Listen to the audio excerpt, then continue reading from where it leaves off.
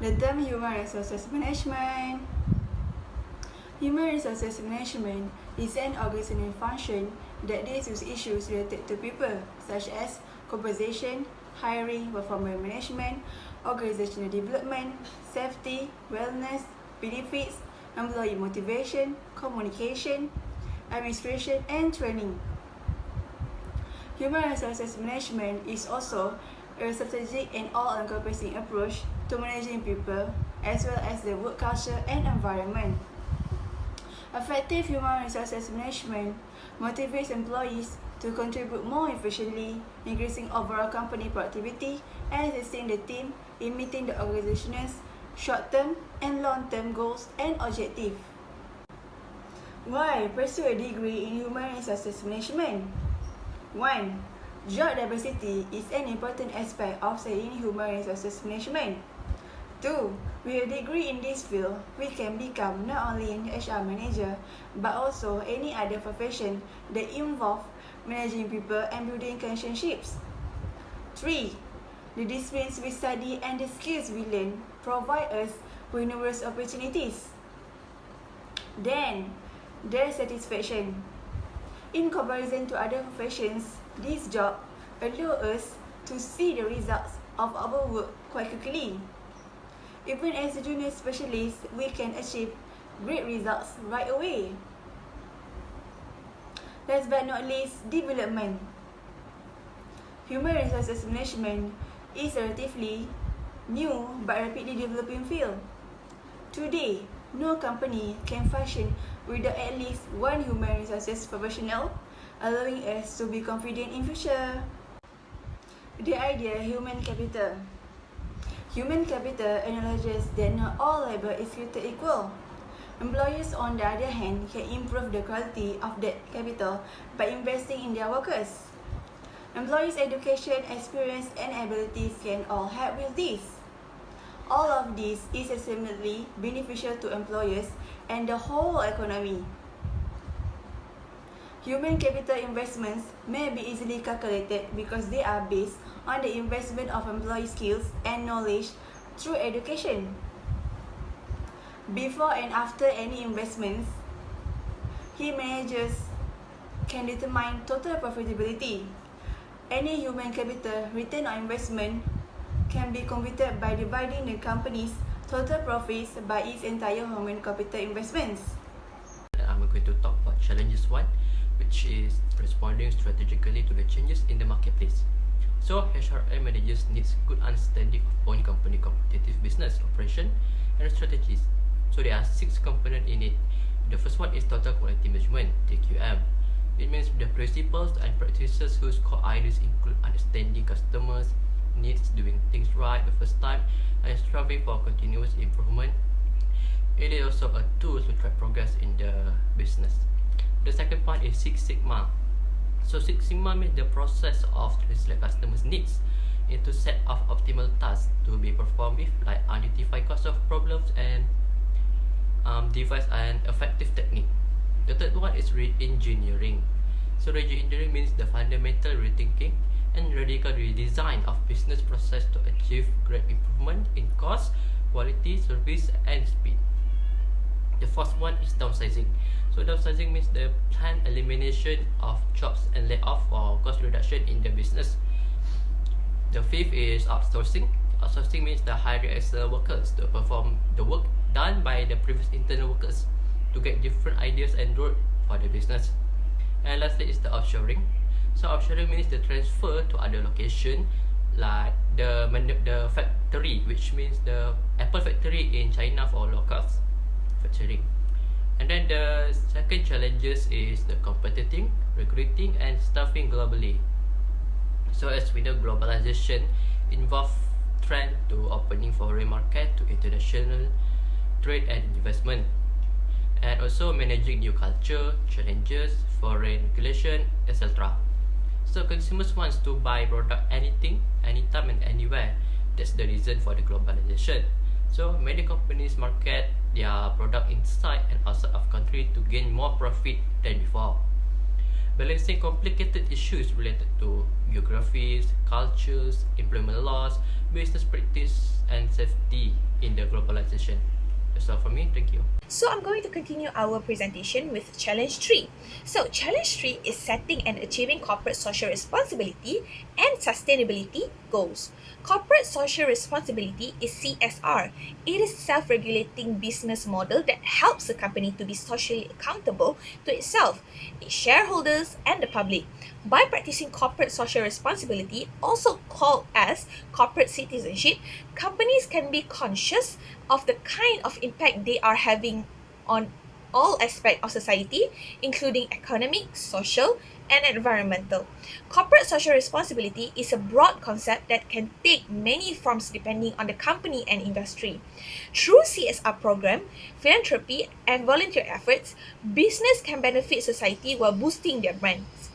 As important as CSR is for the community, it is equally valuable for a company.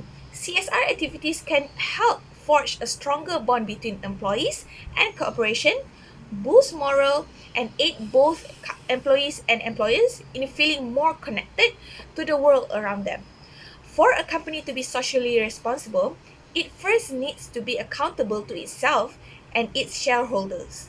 Companies that adopt CSR program have often grown their business to the point where they can give back to the society. Thus, CSR is typically a strategy that's implemented by large corporations.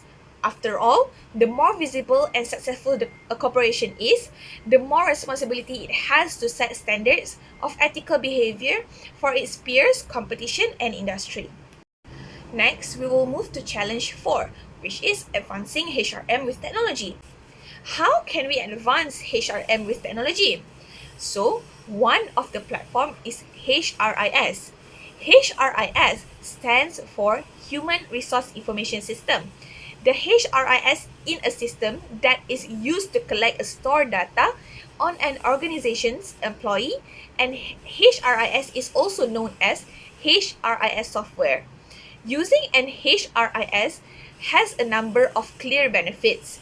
That is why companies of all sizes implement this tool to support their people operations. Centrally, the HRIS holds employee information. A wide range of employee data is then easily accessible in one system. So, one of the system is record keeping, and HRIS is a record keeping system that keeps track of change to anything related to the employees. The HRIS can be seen as the a single source of truth when it comes to personal data. Next is compliance. Some data is collected and stored for compliance reasons. This includes materials for the identification of employees in case of theft, fraud, or other misbehaviors. First contact information in case of accident, citizen identification information for the tax office, and expiration dates for mandatory certification. All this information can be stored in the HRIS. It is essential that data is stored safely and securely in line with the system. So next, it is efficiency. Having all this information stored in one place not only benefits accuracy but also saves time. Some companies still keep a lot of data, but employees as physical paperwork, finding the right folder and locating the right sheet can take up a lot of staff time. So the benefits of this system is it have a better service to line manager, which it can train a developing the line manager in IT tools will therefore prepare the line manager for a number of leadership tasks. Next, the benefit is enhancing management. Managers within the organization measure performance sometimes by comparing it against a benchmark. They analyze and assess their findings and design their controls accordingly to advance the organization performance. So that's all from me. I will pass to the next presenter. I will be presenting to you about Challenge 5 and also Challenge 6.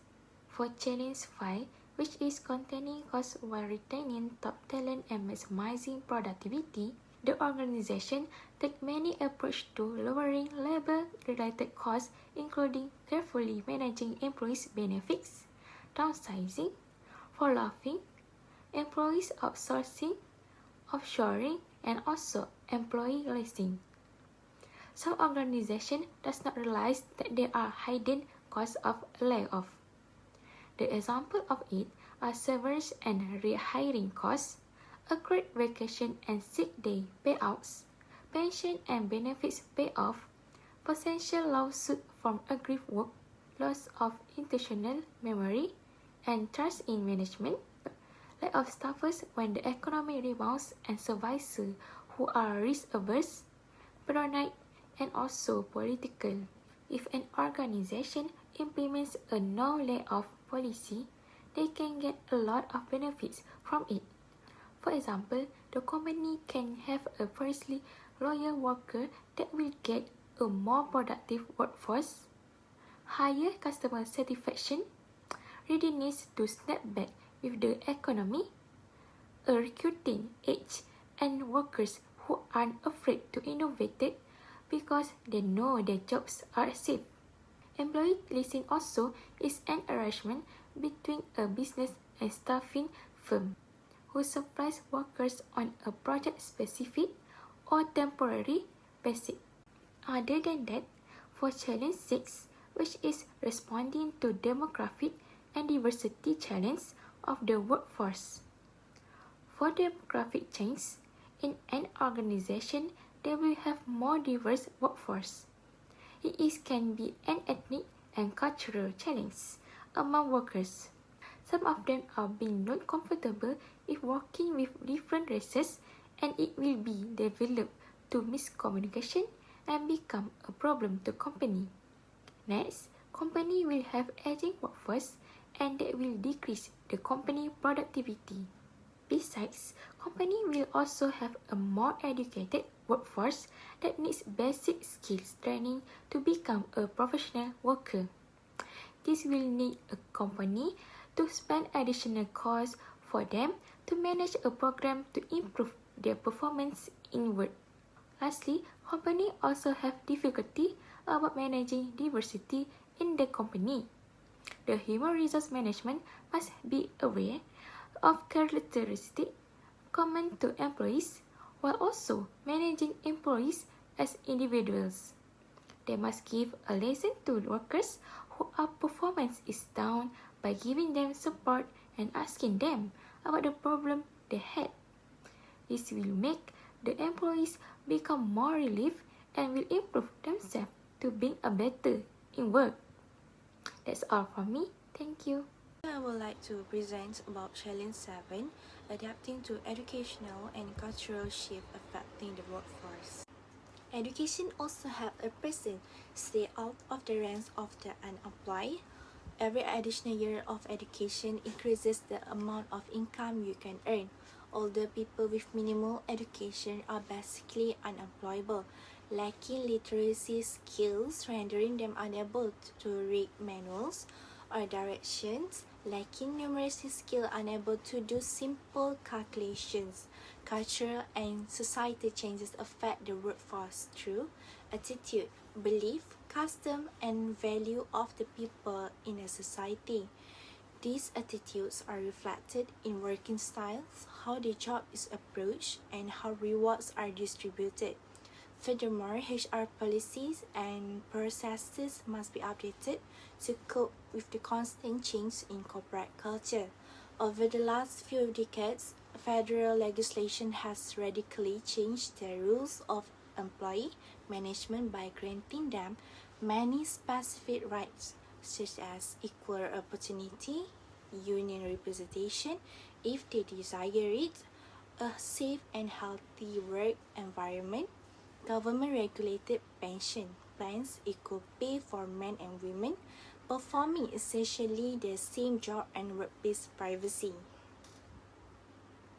Privacy concerns of employees.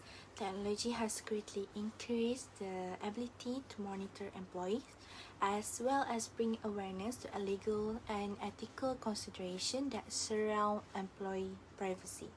In addition to clearly stating how and when employees will be monitored in the employee handbook regarding the work policy that should be read and signed by all employees. Doing so can help ensure everyone is on the same page in regard to employee privacy. Make it clear that employees shouldn't have expectation of the privacy for anything they do on a company-owned network, computer or device. Changing attitude toward work. Changing employee attitudes and behavior can be a challenging task since they are often influenced by factors outside of an employer's control. An individual's personal life, their psychology, and their health, for instance, can play a big role in an employee's attitude. By shifting practices connected to the workplace, the work environment, and the business managers and business leaders can have a positive impact on employee attitudes, behaviors, and ultimately their performance. Balancing work and family. The family structure and norms are changing. Most families are comprised of two working wage earners as well as children. Many single parents are holding down responsible jobs and acting as primary caregivers at home. Work-life balance is how you prioritize the time and energy you commit to your work and personal life, and encourages you to divide your time in a way that is best for you. Achieving a healthy balance between work and life does not mean an equal balance, and the ideal work-life balance can vary. As priorities change, how you balance your work and personal commitment may also shift over time.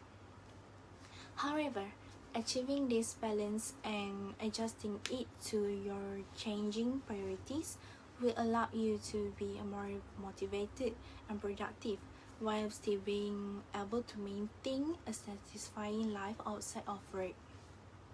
The partnership of line managers and HR departments. HR professionals must not only give the training to improve abilities, but also work to change line managers' mindset.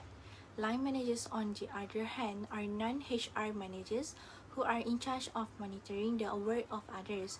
Depending on the kind of personal problem, CEO and line managers collaborate with various HR managers at different periods. Line managers specialize in various roles such as operation, accounting, marketing, and so on. Human resources managers specialize in several HR responsibilities such as employee, training and development, recruiting, and remuneration. In conclusion, line managers and HR department need to cooperate with each other to achieve the company goals. Responsibility of Human Resources Manager. Number 1. Strategic advice and counsel. Supervisor managers and executive frequently turn to their HR manager for advice.